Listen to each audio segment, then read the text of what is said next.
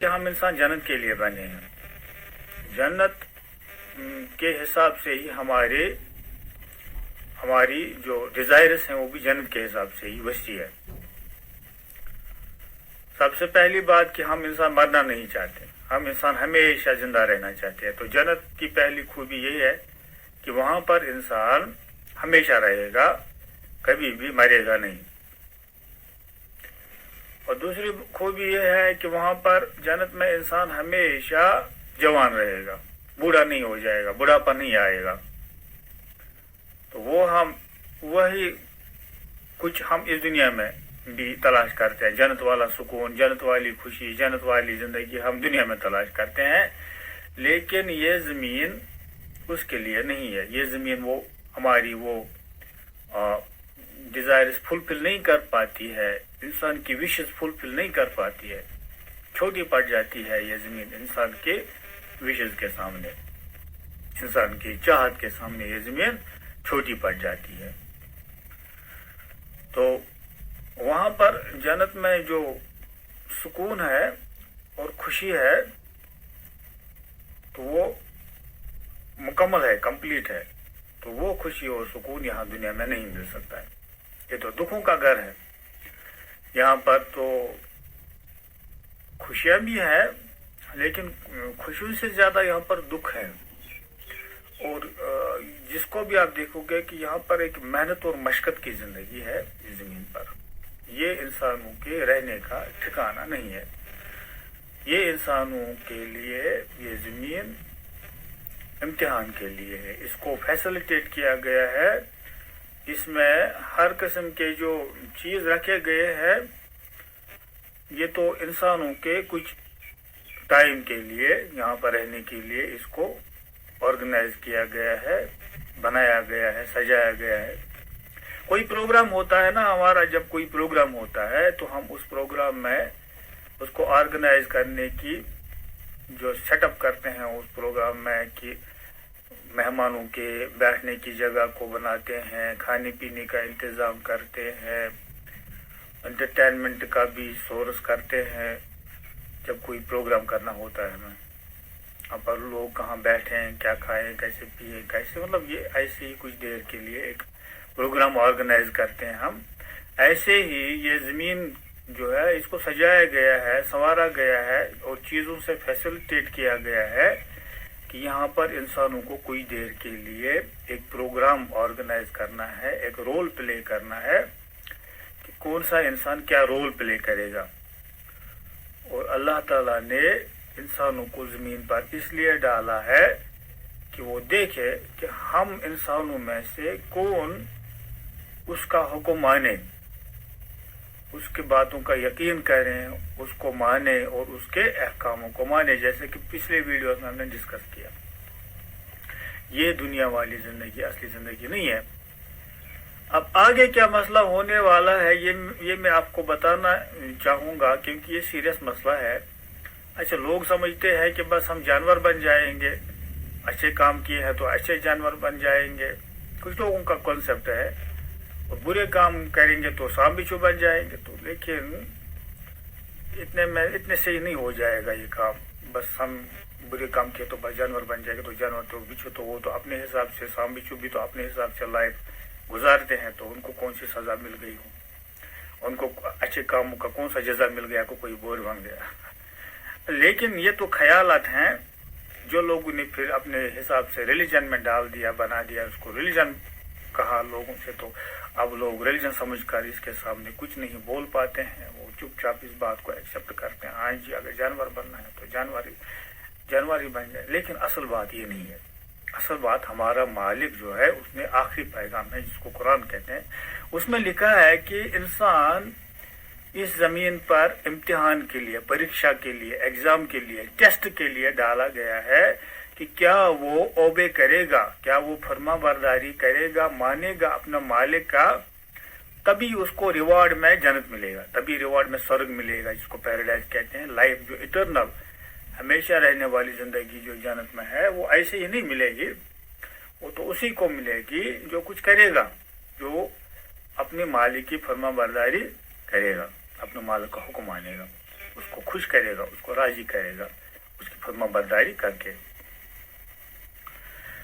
अब जो है कि हर इंसान का दिया हुआ टाइम अपने टाइम पर खत्म हो जाता है। इंसान एक एक करके मर जाते हैं। सभी जो दुनिया में आता है तो मर जाते हैं, कोई छोटी उम्र में, कोई जवानी में, कोई बुढ़ापे में। तो मरने के फिर टाइप्स भी डिफरेंट होते हैं कि कोई कैसे मर जाता है।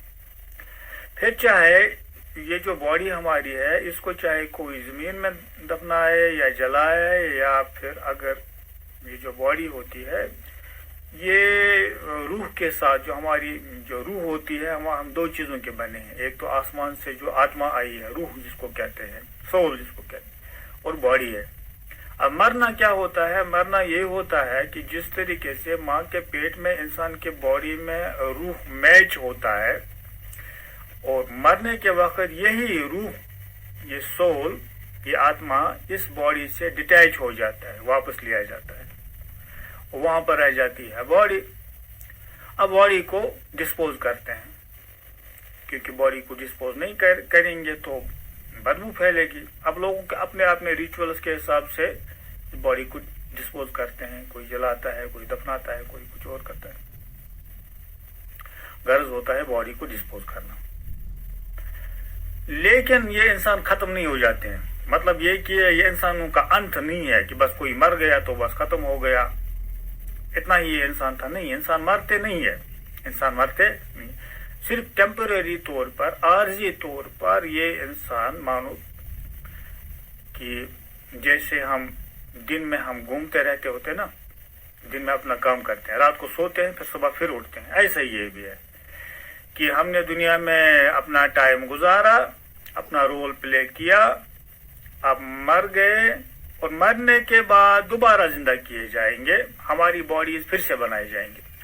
अब हम ये कहेंगे कि अगर दोबारा इंसानों को जिंदा करना है तो फिर बॉडीज को डिस्पोज क्यों करते हैं? बॉडी किसी जगह सेफ रखेंगे, इसको दोबारा जिंदा होना है तो इस आदमी की बॉडी को प्रिजर्व करेंगे। जैसे वो इजिप्ट में लोग बॉडी को प्रिजर्व करते थे, ऐसे हम भी बॉडी को किसी फ्रीजर में रखेंगे या किसी तरीके से बॉडी को प्रिजर्व करेंगे, बॉडी को बचा के रखेंगे।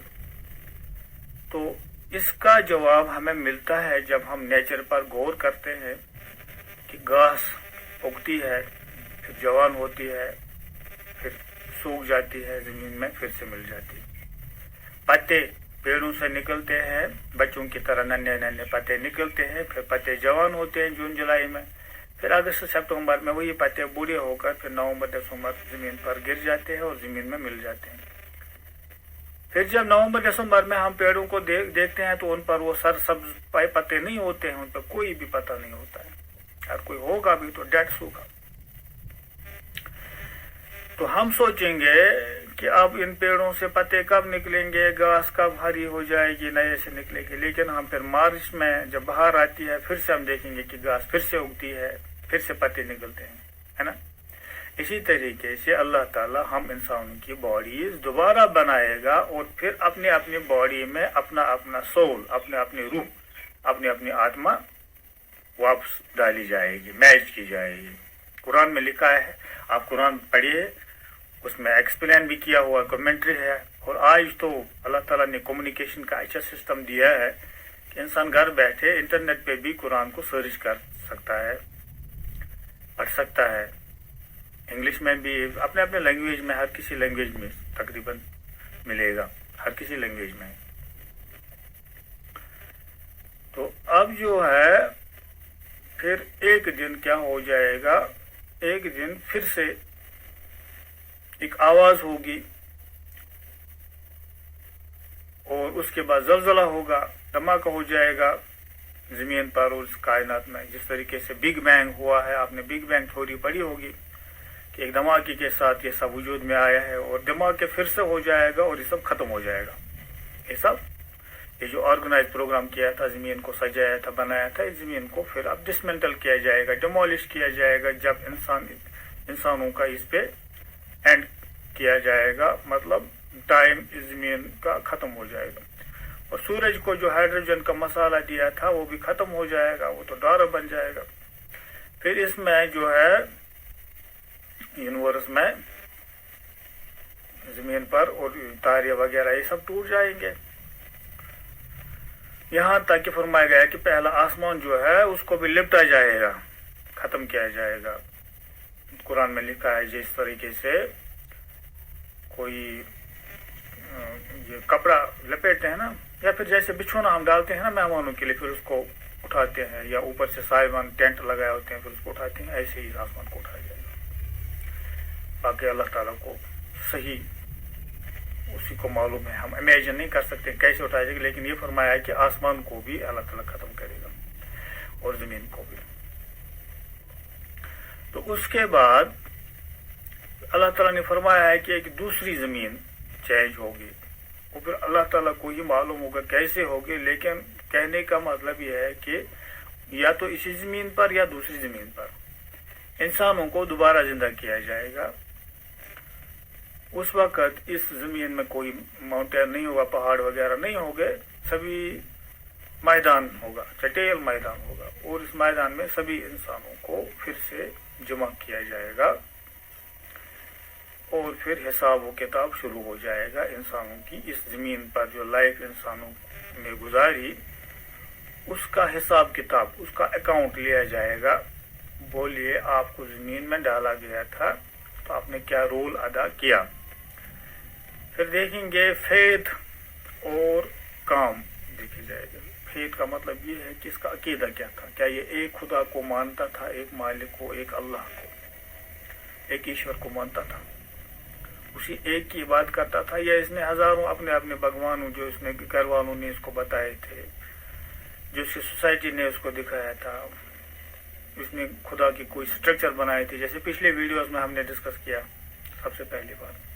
اور دوسری بات یہ ہے کہ کام اس نے کیا کیا ہے، کیا اس نے وہی کام کیے ہیں جو اللہ نے آسمانی کتاب میں لکھے ہیں، یا اس نے الٹا کر دیا، یا اس نے ظلم کیا ہے، یا اس نے گناہوں میں زندگی گزاری ہے، یہ بھی دیکھا جائے گا۔ اب پہلے انسانوں کے دو گروپ ہو جائیں گے، ایک یہ جو ایک خدا کو مانتے ہیں، اور ایک وہ جو اس خدا کو نہیں مانتے ہیں، یعنی جن کے پاس ایمان نہیں ہے، اور جن کے پاس ایمان ہے ان کو الگ کیا جائے گا، جن کے پاس ایمان نہیں ہے ان کو الگ کیا جائے گا۔ ایمان یہ ہے کہ ہم ایک مالک کو مانیں اور اسی کا حکم مانیں، کہ وہی بات کے لائق ہے۔ اب لوگوں نے طرح طرح کے اپنے اپنے خدا بنائے، انسانوں کو خدا بنایا، کسی کو خدا کا بیٹا بتایا، پھر کسی کو خدا بتایا، سٹرکچرز بنائے، انسانوں نے سٹرکچرز بنائے خدا کے۔ تو اب حساب کتاب شروع ہو جائے گا، ہر انسان کا حساب کتاب لیا جائے گا، اور وہ بڑی جماعت انسانوں کی ہو جائے گی، ایک جماعت خدا کو ماننے والے اور ایک جماعت خدا کو نہ ماننے والے، اور نہ ماننے والوں کو تو جہنم میں ڈال دیا جائے گا۔ پھر ماننے والے کے 3 گروپس ہو جائیں گے۔ ایک گروپ ہوگا جس کو ہم ایسے بولیں گے کہ فرسٹ ڈویژن والے ہیں، وہ سابقون جن کو کہتے ہیں، ان کو ڈائریکٹلی جنت میں بھیجا جائے گا۔ اور دوسرا گروپ ہوگا جن کے اعمال تولے جائیں گے، تو ان کے اچھے کرم، اچھے اعمال، اچھے کام زیادہ نکلیں گے، تو ان کو تولا جائے گا اعمال کو، ثواب زیادہ نکلے، اچھے کام زیادہ نکلے تو جنت میں، اور برے کام نکلے تو جہنم میں پہلے جانا ہوگا، اور پھر جہنم سے لے کر پھر جنت میں جانا پڑے گا۔ تو 2 طریقے ہیں ڈائریکٹلی جانے کے، ایک ہو گیا فرسٹ ڈویژن والے جن کو سابقون کہتے ہیں، اور دوسرا ہو گیا وہ جن کے اعمال تول کر ان کے ثواب یعنی اچھے کرم زیادہ نکلے تو وہ بھی جنت میں، ہو گئے 2۔ اب تیسرا ایمان والوں کا گروپ جو ہے، یہ جو گناہ گار گروپ ہے، یہ تو ایمان والے ہیں لیکن ان کے گناہ زیادہ ہیں، اچھے کرم کم ہیں، تو پہلے جہنم میں جائیں گے، گناہ ان کے جل جائیں گے، بہت ٹائم تک رہیں گے۔ تو آپ سوچو کہ اگر 1 منٹ بھی آگ میں جانا ہو اور وہاں پر زندہ جلنا ہو تو کتنی بڑی سزا ہے۔ 1 منٹ، پھر 5 منٹ یا 10 منٹ یا دن یا سال یا پھر سینکڑوں سال، یہ تو بہت بڑی سزا ہے۔ ہم تو گرم پتھر پر پاؤں رکھتے ہیں تو کیا ہو جاتا ہے، اسی طریقے سے جہنم میں جانا، آگ میں جانا، یہ بہت بڑی سزا ہے، کوئی معمولی بات نہیں ہے. اس لیے میرے دوستو، اب ایک مالک کو مانو، لا الہ الا اللہ، ایک اللہ کو مانو، سیدھے مانو. اب میں یہ بھی نہیں بتاؤں گا کہ آپ اس کو کس نام سے پکارو، سیدھے مانو کہ لا الہ الا اللہ، بس پریشانی ختم.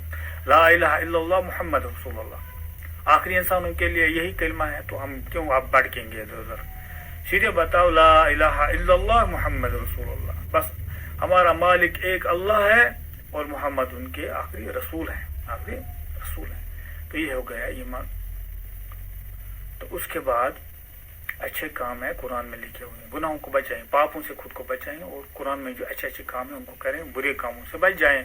تو یہ ہمیں جنت میں ہمیشہ کے لیے جگہ ہمیں ملے گی، زندگی ملے گی. اب اس کو اور ایکسپلین کرنے کے لیے میں انشاءاللہ آگے ویڈیو بناؤں گا. اگر آپ کو یہ ویڈیو اچھی لگی تو آپ اس کو لائک کر سکتے ہیں.